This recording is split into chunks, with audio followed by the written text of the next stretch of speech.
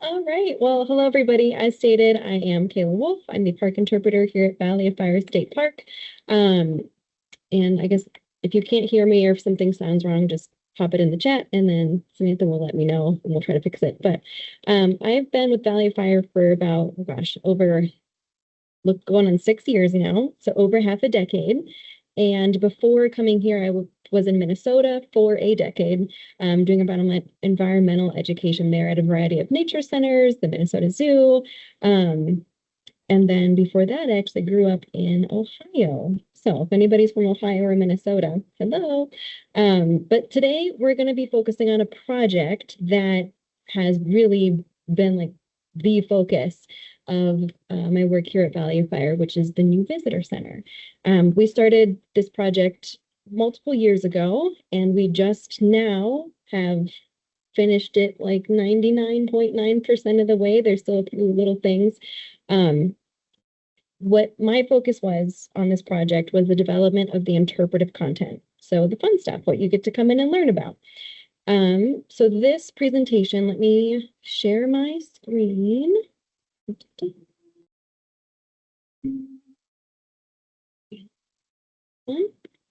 So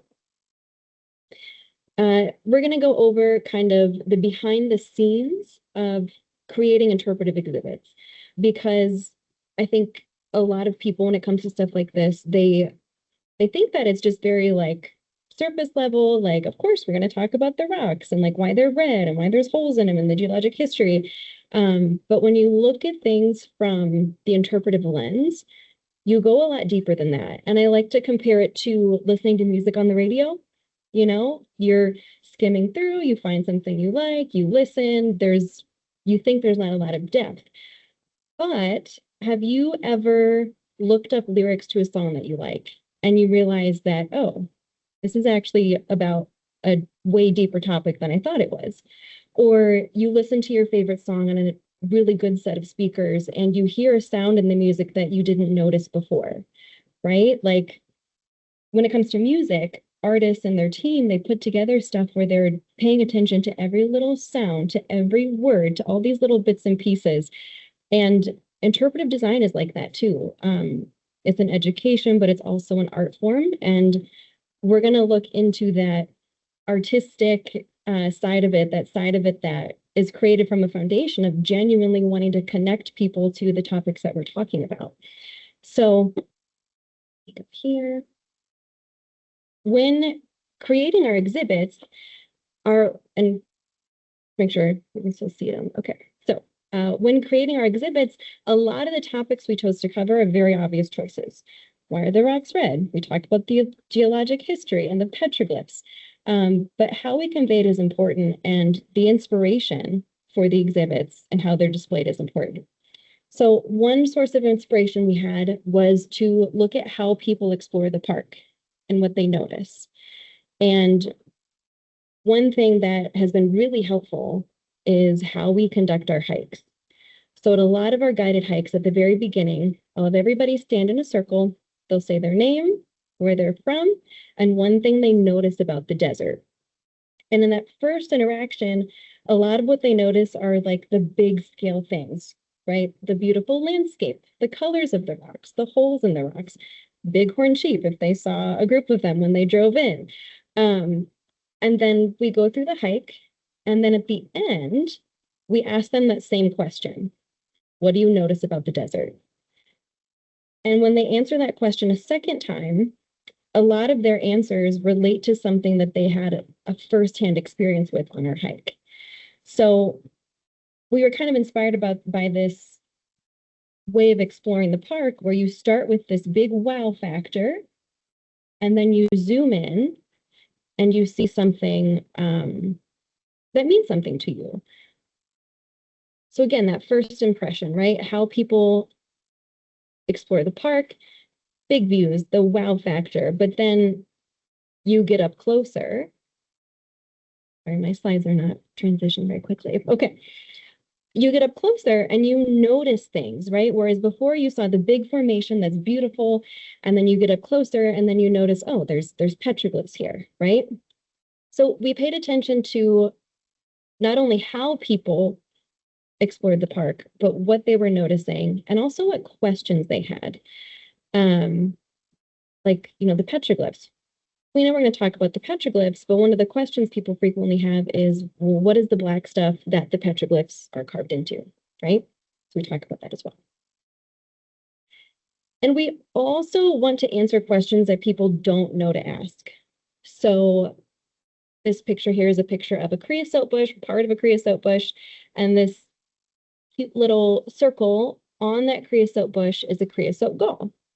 And it's created by the plant, but it starts because a creature that I lovingly call the fungus butt fly lays its egg on the tree. We'll go through it later, but as someone who works in the park and sees this every day and has looked up these random things, I know to point this out to people, but someone who's just walking by in a hike might not know to look for that.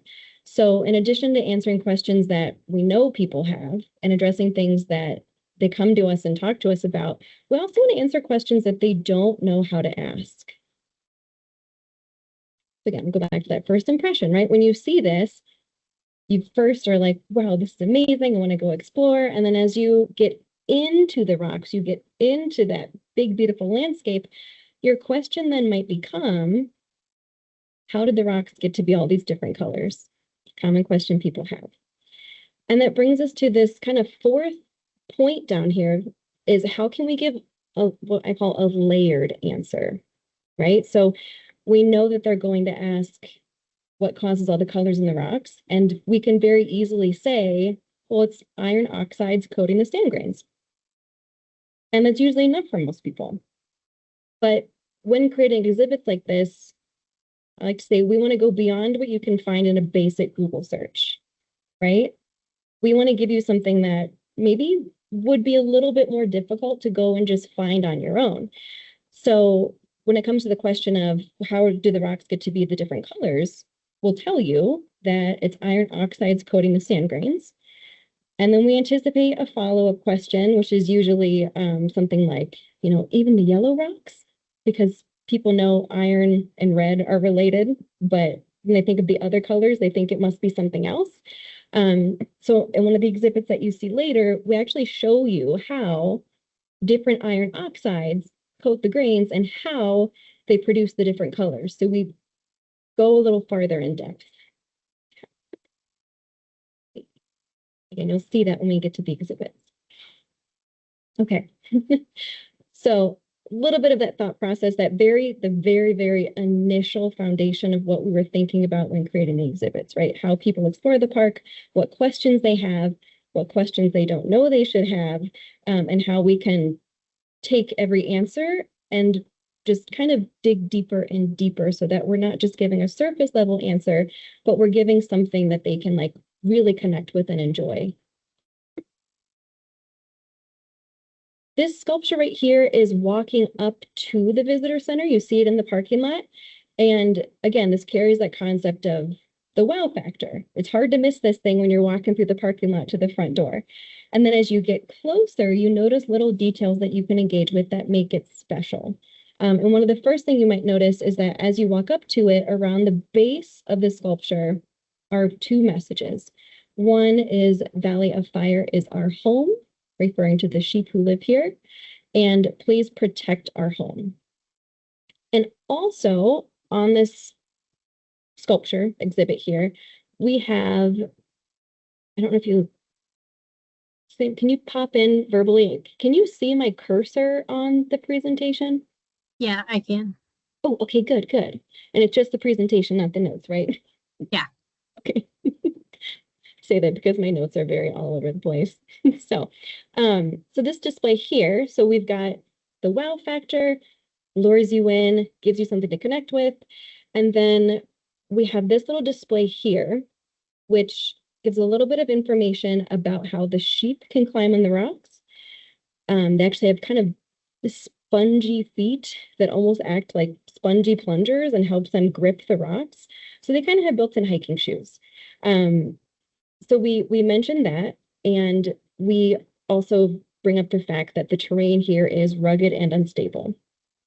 And the content here reflects another kind of foundation of what we want to include in our exhibits, which is prepare, be aware, and care.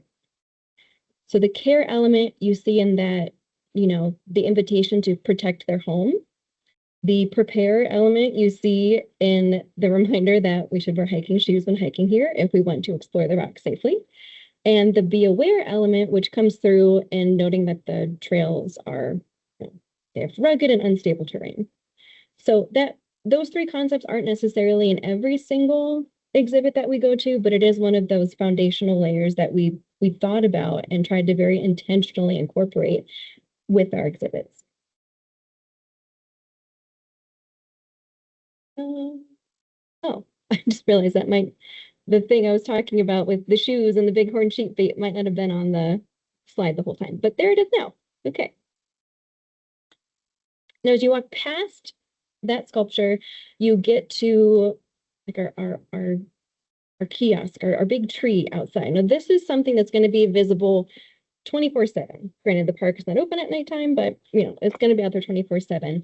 So we wanted to think about what content are we displaying all the time. So even if the visitor center is closed and nobody can ask questions at our front desk, what content are we going to make sure people see no matter what? And we decided to go with orientation and safety, geology in the park, and tribal history. Orientation and safety is pretty straightforward. There's a park map. The trails are labeled with little descriptions. They're color coded, which is super helpful. And then as far as safety goes, because a lot of our guests are not from Nevada, and a lot of them are speak English as a second language, we have a ton of international visitors. We wanted to present information in a, especially regarding safety, information way that was also visible. So even if reading the paragraphs under each thing that you can do to stay safe, these top 7 hiking essentials, these images make it pretty clear, right? What you should do, what you should bring, what you shouldn't do. So there's that. We'll go into too much detail with that. It's pretty straightforward. Now, the geology side of it, what's interesting, actually, my favorite little tidbit about this exhibit when we were creating it, originally, some people didn't want us to use the geologic map. And the reasoning was that it was too complicated and too many people wouldn't know what it is. But that's actually the exact reason why we chose to use the geologic map. And this brings up another one of those foundational things that we thought about when creating these designs. And that is, we wanted the exhibits to both cater to people who are experiencing this content for the first time, and we wanted it to be fun for professionals. So with this, you both can teach somebody who's new to it what a geologic map is and what it looks like. And if you are a professional geologist, you can actually use it to identify different rock formations in the park.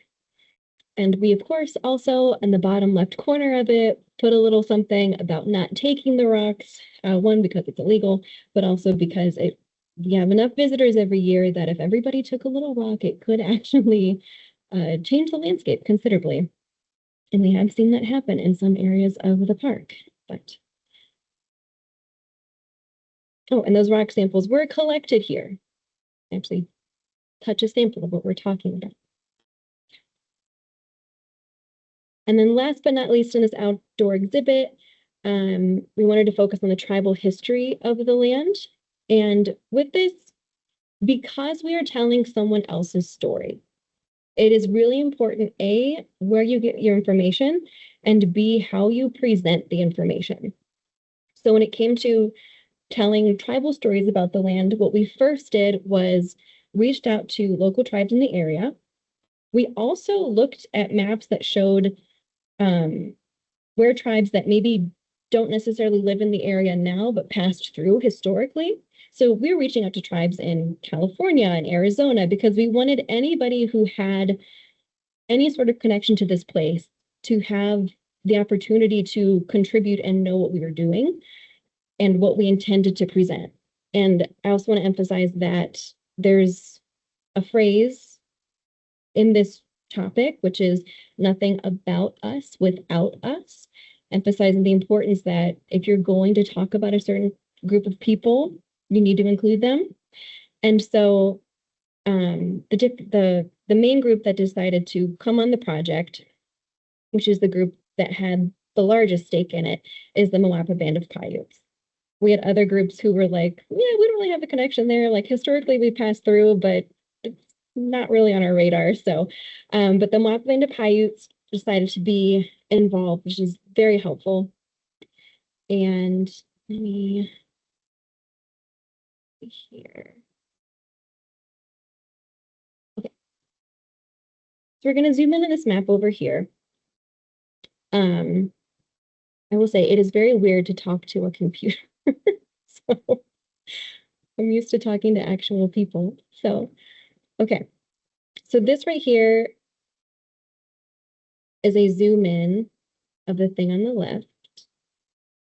And the map on the actual kiosk that I'm circling with my mouse right here is based on this link right here.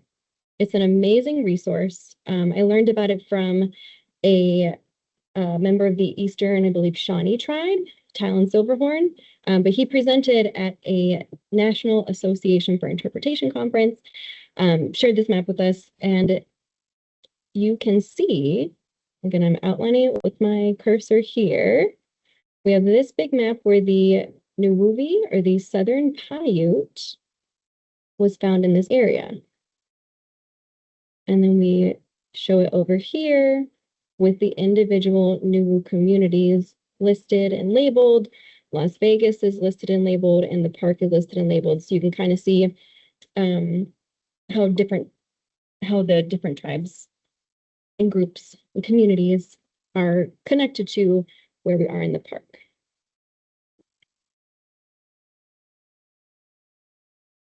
I do want to go back. That's why I need to have more structured notes. So I want to mention again the work that was done to communicate with the tribes to get kind of the information that they wanted told, right? And so we went to, of course, we reached out with letters and virtually. We communicated that way. And then we went to 2 tribal council meetings, presented at one of them. We also conducted multiple tribal interviews, 2 of which were with previous chairpersons of the tribe. One was with one of the tribal elders, which was incredible, and with a petroglyph expert and other tribal members. So just talking to people, it was awesome. Just to say there. But we also went on a guided hike with the Chemehuevi petroglyph expert Shenandoah Anderson, and followed that up with a meeting with the tribe's historic preservation officer, Darren DeBoda, who is in our Valley of Fire video. We met with him a lot, actually. But the messages that kept popping out when we would talk to people, there was 2 main ones. One is, this is our land, and 2, we are still here. And we'll chat about that more, but we wanted to focus on the concept of this is our land. And I think that can take on many different meanings, but we wanted to show the history of, we'll say, land ownership. Now, the previous land ownership display at our old visitor center sadly made no mention of Native American ownership of the land. And it's almost strange to say ownership because it's hard to claim that someone owns it if it can easily be taken away. And we describe this here. So in the 1800s, I wonder if I zoom in, there we go. So these borders are the changes that happened to the tribal lands that were, quote unquote, granted to them over the course of like not even 5 years.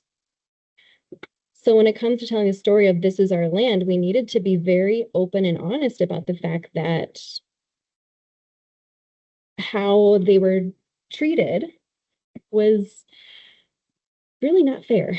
So again, that's part of their story, and it's a part of their story that they wanted to be told, and it is important to tell that. So, okay, so there's the map. We'll go into more of the positive side of things in a second.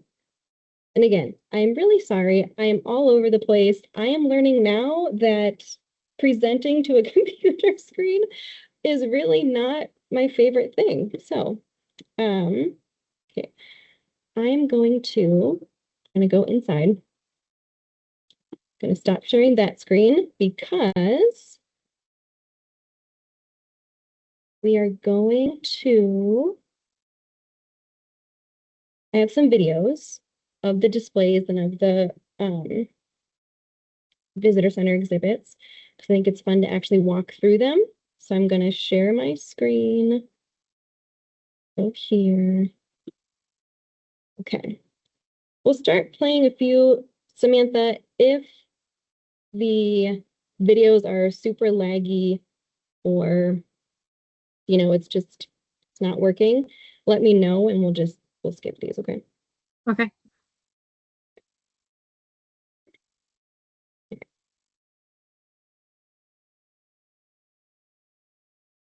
Okay, so here we are walking in. We have our lovely volunteer, Carol. To the left, you have the gift shop. And to the right, you have how to plan your visit, how to stay safe. And then again, we'll go into those in more detail. And then as you continue walking through that hallway to the end on the right, you'll come up to the entrance to our exhibit galleries. Now, this portion was designed to look kind of like a slot canyon. That's what it was inspired by. And to your right, you see a display. The lights were so being worked on at the time of making that video. But you see a display that is a geologic timeline. And that geologic timeline goes back hundreds of millions of years. And you'll notice the light kind of follows the track of the different time periods. And the front of each time period is a little fossil replica of something that lived there during this time. And what I actually will jump back to the PowerPoint to that exhibit. For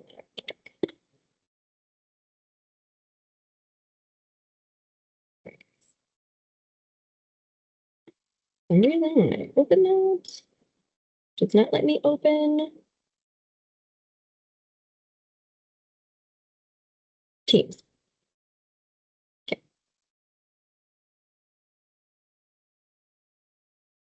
So here is the actual file, the picture that, so that display with the light, the blue light, and that was kind of moving through it, that goes to the geologic timeline. This is the actual image. And this image was created by a paleo artist named James Cuther. And paleo artistry, for anybody that doesn't know, it's art from the paleontological lens. So everything in this image is accurate to the time frame that it represents. So again, this caters to that concept of appealing to both people who are learning this for the first time, but also people who have already have an in-depth knowledge of the subject matter. So all the plants that are there are from that time period. So if you were a geologist or paleontologist who studied the, you know, Jurassic area, you could look at that and say, oh, I know what that is. They got it right. So I think it's fun. Now, that exhibit, it starts from quote unquote recent times, and it takes you back. And the thought was, back to the videos here. So it takes you back in time. We'll get that video started. And at the end, you have that geologic map again. We also wanted to have a sense of repetition. So there are some things that you're exposed to multiple times, whether it be in the exhibits themselves or because it's something that you're going to see in the park, which we'll talk about later. But that's what it looks like when you walk in, you go back in time, and the first exhibit that you see is this one here. So there is a wheel that you turn. When you turn it, it illuminates a different spot on that geologic map, and it shows you where you are. So you can see where in the park where this video is referencing. Well, first I'll show you. Did you see the video of us kind of walking into this room? No. Okay, well, long story short, there's a video where you walk into this room that you see on the screen. But so you go back in time from that timeline, which you can interact with by looking at the different fossil replicas and the amazing picture made by the paleo artist. And then the first thing you come to is a display that actually tells how all those different things formed. And one reason why we created this is, I mean, one, it's very obvious that we're going to talk about the geologic history in a park that is all rock. But when we started looking into how we wanted to convey this information, a lot of us shared a sentiment or shared that we didn't really understand how this stuff worked. Even for myself, it took me a very long time working here and researching and learning to actually be able to conceptualize how these rock formations came about. And so we wanted to create something that showed them in a very, very visual way. And let me go to sharing my screen again.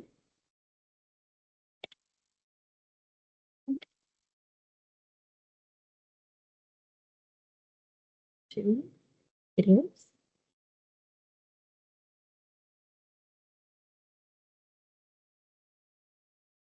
Can you see it now? Yeah. Okay, good. Okay, so a big circular table is the geologic map of the park. It labels where we are, and when you turn the wheel, it illuminates a different area of the park. Now, as I was turning the wheel on the screen, there was a timeline, so you could actually see which, how many millions of years ago you were actually investigating. So it lights up where in the park we're describing. And then as you can see in the video, it's giving a very visual representation of how those formations came to be. And we worked very heavily on this with one of our other park interpreters, Dawn Reynoso, who is a geologist, paleontologist that works at Ice Age Fossils State Park. I cannot emphasize how much help she has been in this whole project. So definitely check out Ice Age Fossils if you want to talk to one of the experts that made a lot of this happen. So that's that display. And get our little PowerPoint back up and going.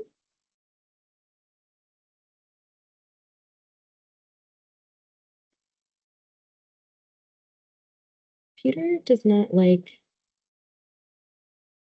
these transitions. Okay.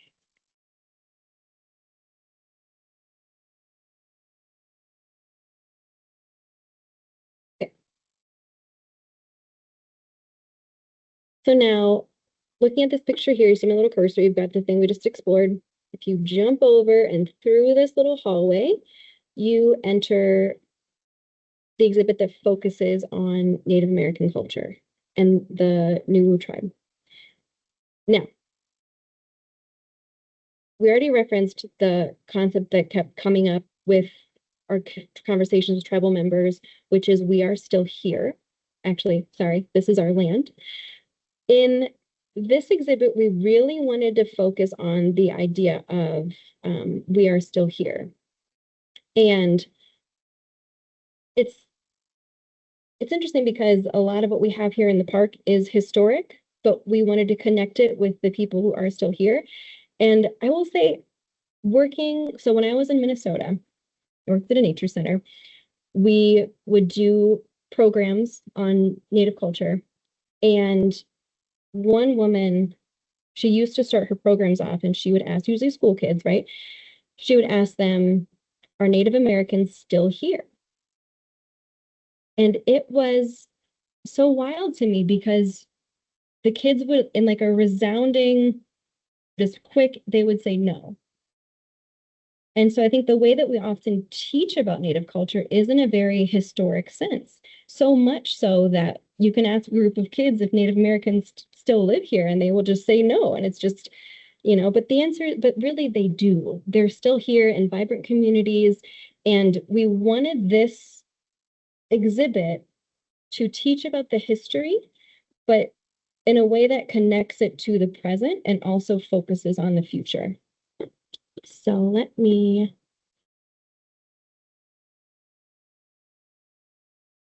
I'm trying to, okay. So on this back wall, we have 3 artifacts. One is a set of sandals. Another is a replica atlatl, which was a spear throwing tool. And the other is a water basket, which was used to carry water in the area. So we specifically chose things that related to what people are looking at in the park nowadays and how they explore the park nowadays. And it also relates to that concept of prepare, be aware, and care, where we're talking about, proper footwear and carrying water in the desert, but we're relating it to how people used it in the past. And then when you get to the end of those artifacts, we have a whole wall that's actually about Nubu culture today and how it's being kept alive today with recent photos. And more importantly, wrong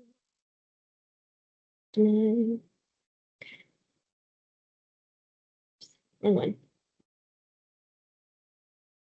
We have, should be number 6.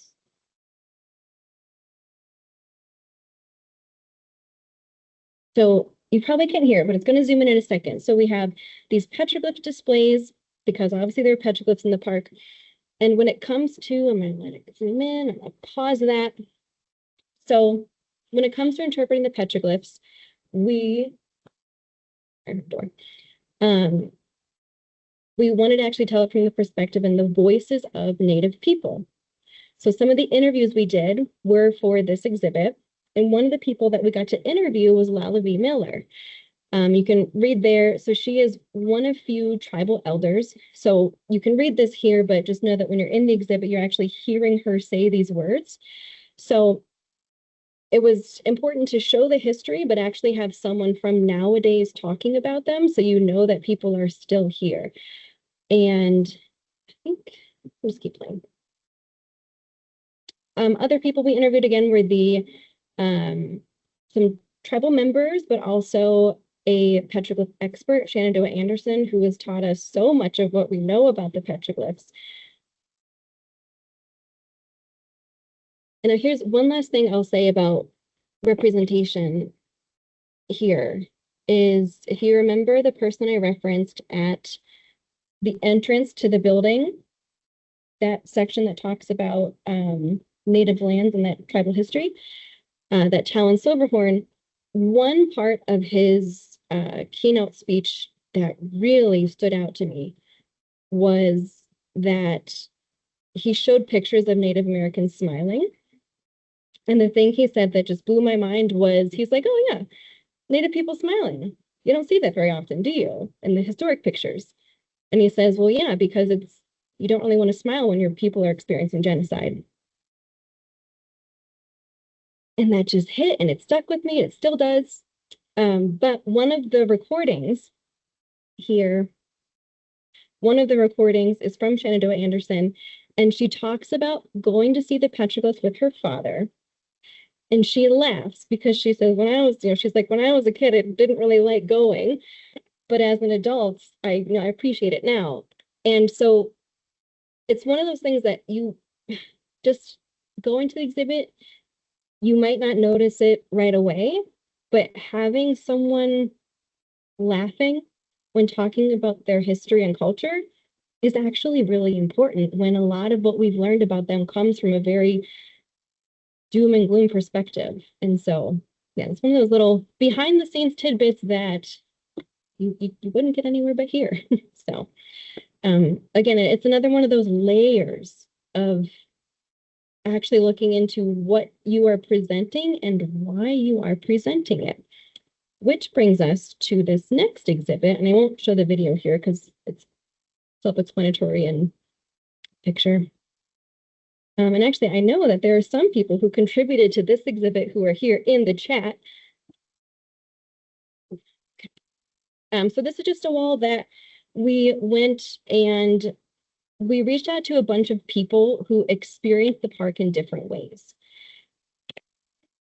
And as you walk through the wall, you can slide the little windows down, and it talks about what you can notice depending on what perspective you're taking. So the perspective of paleontologists, of archaeologists, of someone who's wrote a book about the park, about someone who comes here with their family all the time, from one of our employees who comes here on his free time and drives the streets at night, don't tell anybody, looking for reptiles, someone who leads advanced off-trail hikes. You know, we wanted to inspire people to, you know, look at the park in a different way.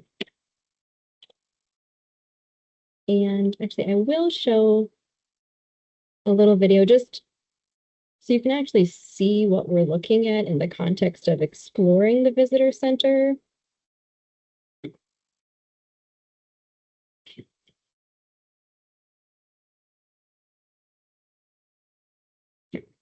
So to the right is what we just talked about, and then to the right is that geologic display, and then to your left is, again, something that really takes on that concept of, wow, look at that, and then you go check it out, and you experience little things. So that little fox in there, when you reach your hand in, its eyes turn on. If you stand here, you trigger something that creates bat sounds overhead.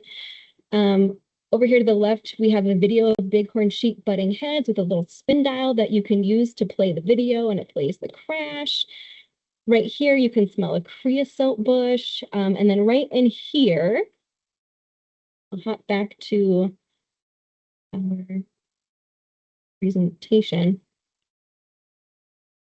Sorry.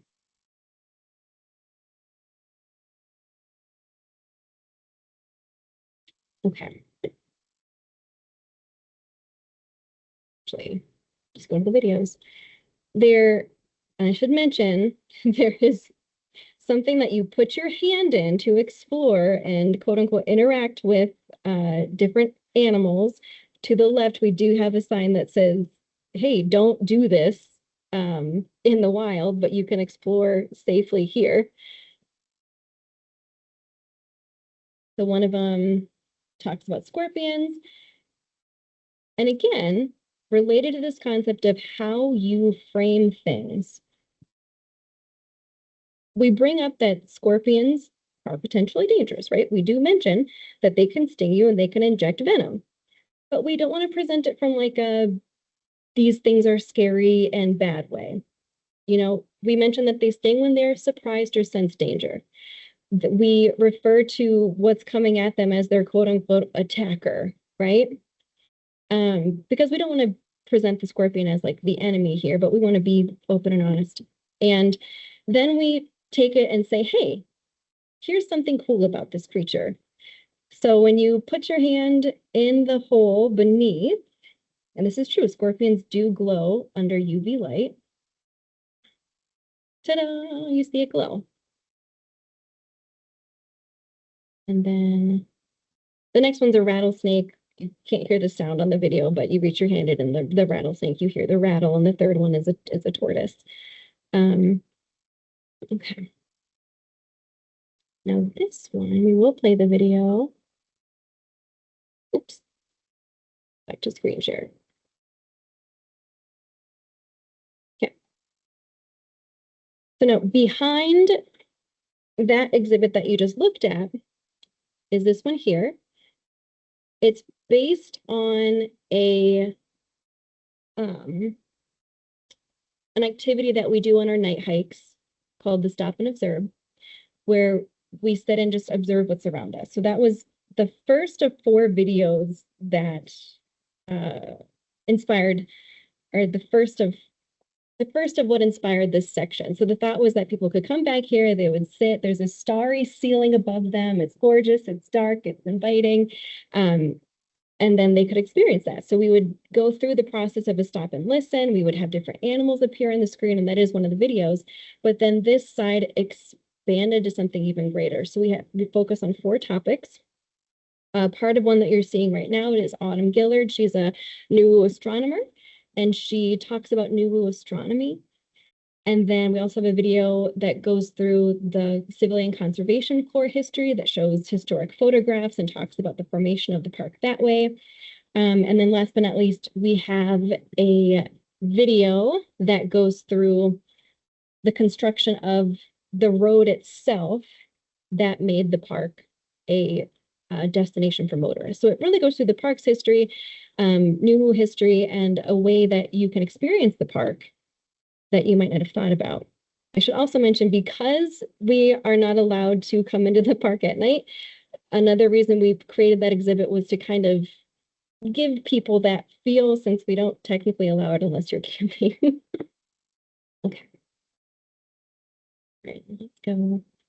I don't really think I have more videos because it's getting to be a bit of a hassle to keep going back and forth. Okay. So as you exit that room, you are in the room that I personally refer to as the FAQ room. So this again relates to that concept we have of how can we answer questions people have and address the things that they are noticing, but then give them something else to work with.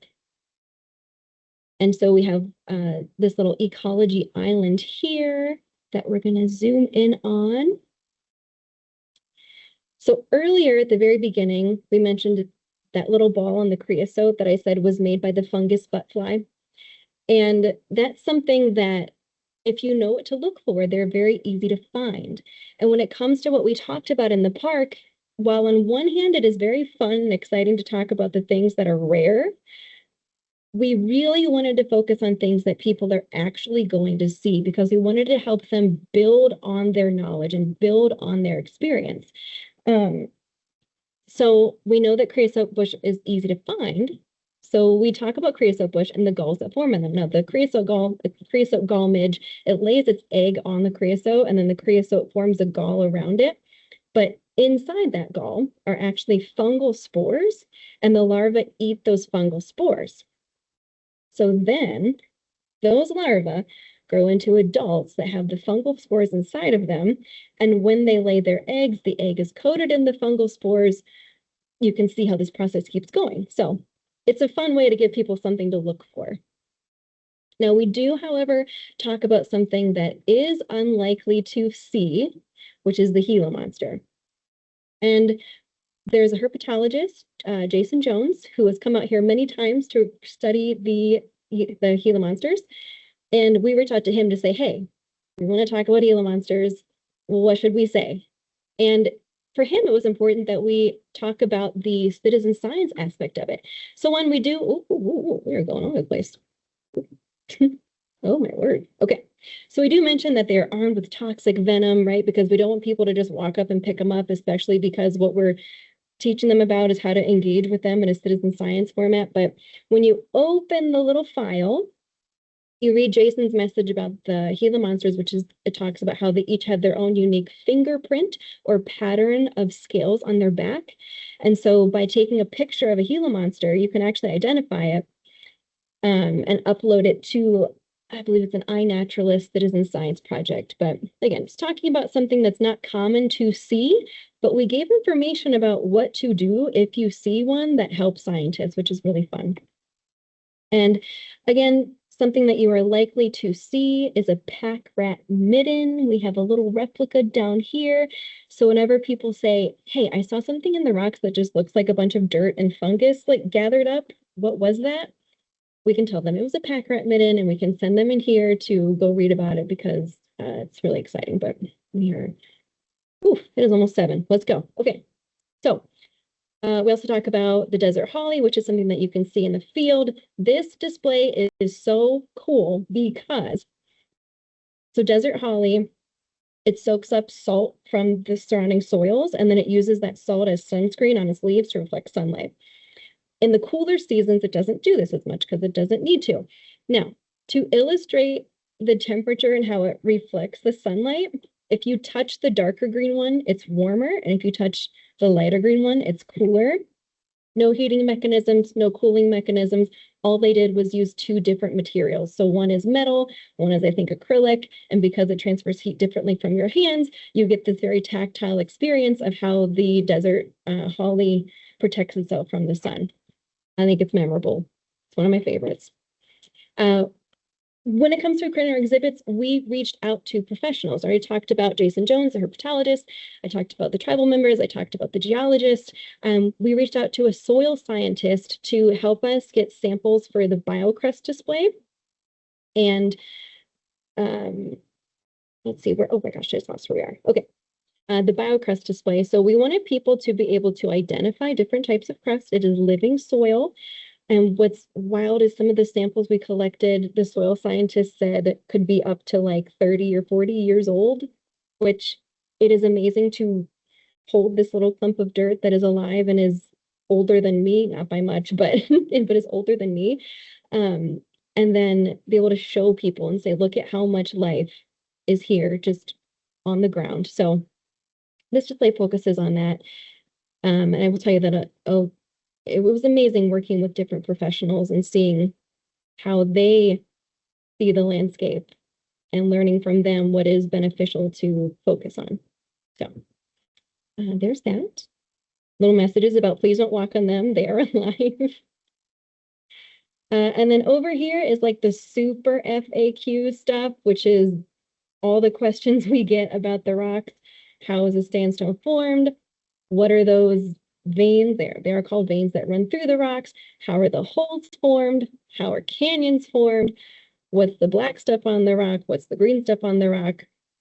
We actually created something that people can go look and see. And earlier, we mentioned how the rocks are different colors. And we talked about wanting to give them the answer, but actually go deeper and anticipate their next question, right? So these are actual microscopic images of sandstone.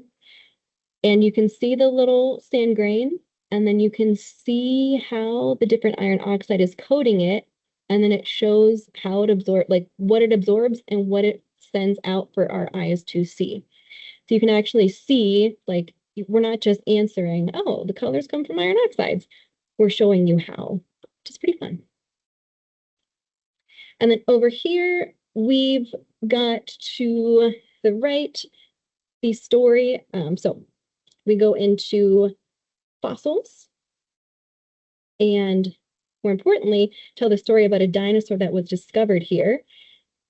And again, another thing we emphasize in these exhibits is that what we are learning is not all historic. Much like native culture, I feel like a lot of people, when they look at geology or paleontology, they feel like, oh, we figured everything out. It's been here for millions of years. Of course, we know all the answers.